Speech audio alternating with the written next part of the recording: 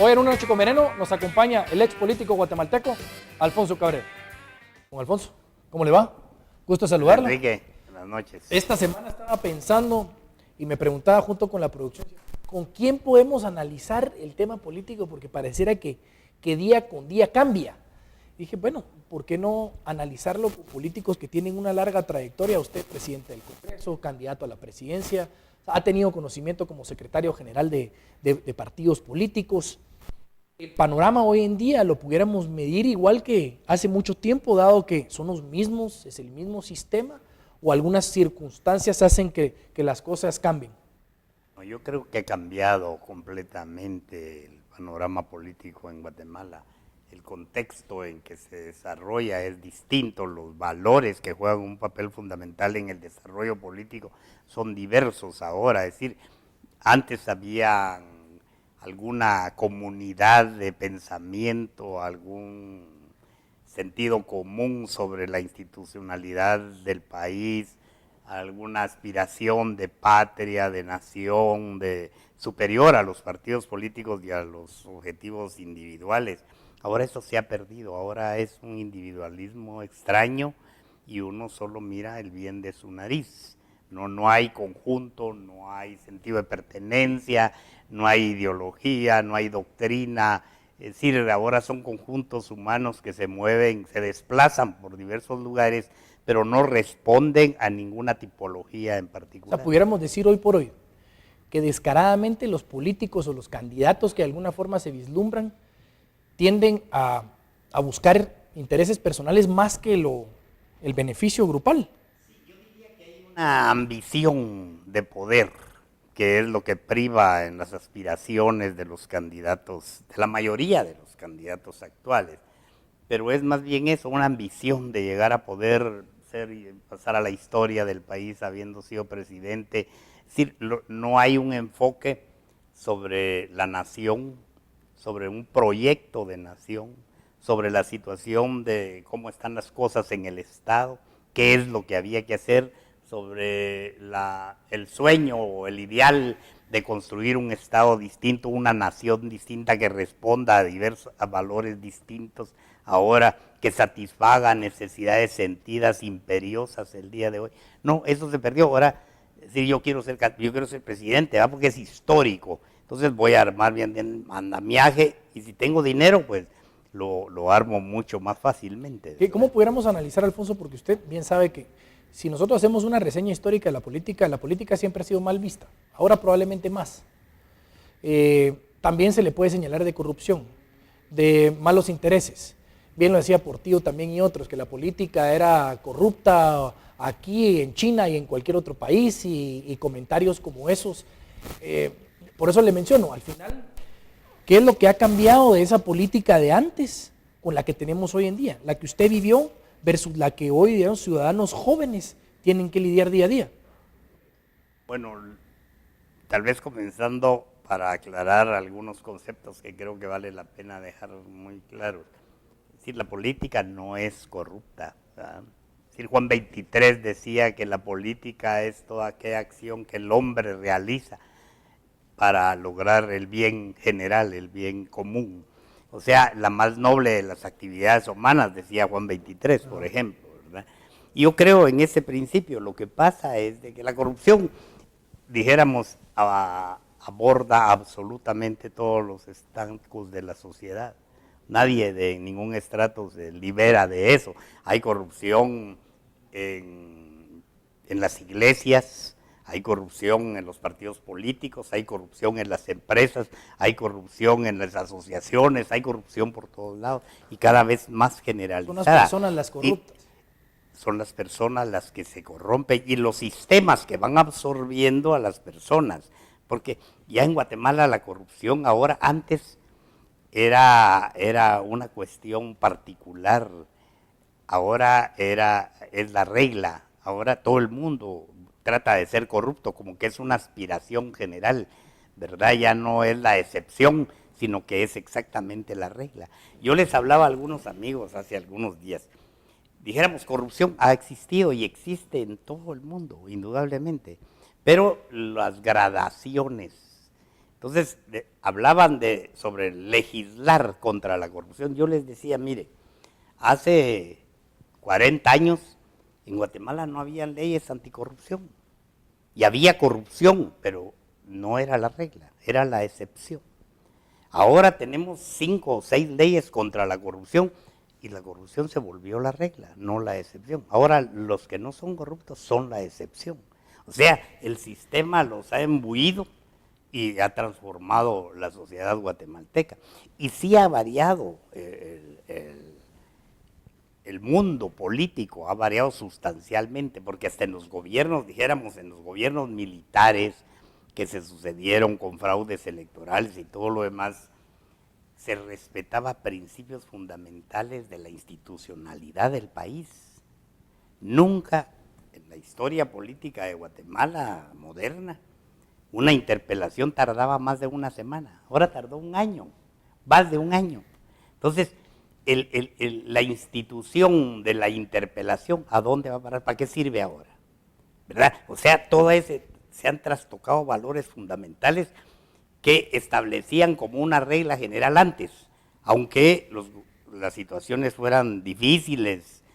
La época de la lucha por la democracia en Guatemala fue terrible, hubo muchos muertos, hubo enfrentamientos, produjeron el enfrentamiento armado, el conflicto interno, pero al final se instauró la democracia. Pero en medio de toda esa lucha y de toda esa guerra, habían valores que los respetaban ambos bandos, o los 3 bandos, o los 6 bandos, lo que existía. No, ahora los candidatos los vemos, o los políticos que se cambian de partido de uno al otro, y cuando hacen la conferencia de prensa dicen, no, es que en este partido sí hay principios, hay valores. No, y se cambian a cualquier partido. O sea, es de risa, pues, es ridículo que digan otra cosa cuando obvio que las cosas no. Lo dramático de esta situación es lo que le pasó a la señora Sandra Torres. Ella, sin candidato presidencial, ganan 46 o 47 diputaciones, lo cual demuestra una fortaleza enorme de la presencia de su partido en ese momento. Y a las 24 horas tenía 6, 40 habían emigrado. No, eso es, ¿cuál es el sentido? ¿Cuál es el papel de los partidos políticos? ¿Cuál es la pertenencia? ¿Cuál es el proyecto político? Porque además es una defraudación al votante. El votante vota por un partido político y por un candidato. Escoge el candidato y el partido. Y al otro día se le va el candidato. Lo que sí es obvio es el descaro, ¿verdad? Porque uno a veces quisiera ver qué están pensando esos diputados que votan de cierta manera, que se cambian de los partidos y pensarlo, y probablemente se están riendo. Ahora le pregunto algo para terminar, Alfonso. El tema se nos viene dentro de poco. Entonces, la gente dice, estamos exagerando sobre lo que estamos viendo en Guatemala, y es probable que ya estamos viendo una crisis política. Lo que pasa es que como nos levantamos todos los días, ya nada nos extraña, pero efectivamente lo es. Tenemos que elegir a alguien que pueda de alguna forma desarrollar mejores cosas para nosotros. Lo que sí probablemente los políticos no han contemplado es de que aquí hay socialmente, la sociedad está encontrada con muchísimo más apatía en el tema político, falta de resultados. Ese joven que se aleja de la realidad creyendo que solo siendo profesional va a salir adelante y deja por un lado que probablemente las decisiones de quienes los representan los inciden en su vida diaria y su vida futuro. ¿Qué hacemos pues? Porque no puede ser que sigamos año o elección tras elección solo tocando el tema de que, es que son los mismos, es que no se desarrolla nada. Debiéramos de entrar a reformas a la ley electoral profundas que los políticos dijeran, les vamos a entrar. Indudablemente, pero yo hablo del sistema político más que de la ley electoral. La ley electoral es parte del sistema, pero yo creo que ahí vale la pena tocar algunos puntos. Un punto es lo que yo señalo, el artículo 157, el párrafo intermedio de la Constitución de la República, donde establece los distritos, porque desde mi punto de vista hay que hacer una nueva cartografía electoral y el voto tiene que ser unipersonal.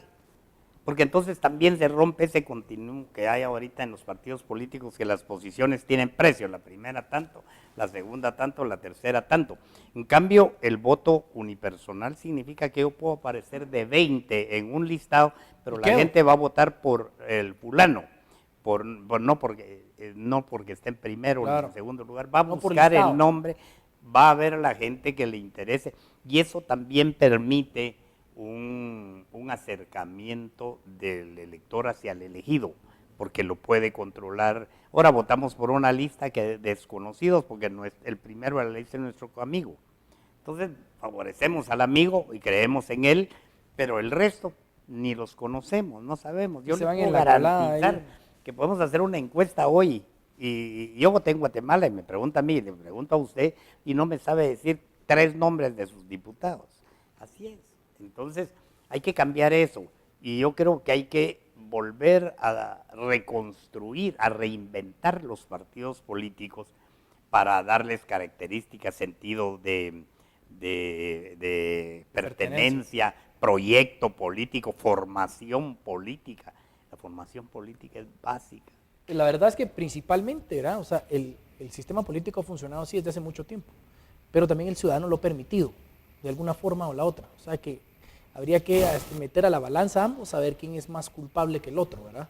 Pero no, si vamos a las estadísticas, por ejemplo, la elección de la Asamblea Nacional Constituyente con una participación del 87% de los ciudadanos, la elección del presidente Cerezo con una participación del 78% de los ciudadanos, o sea, había una la minoría era la que no participaba por distintas razones, no por voluntad.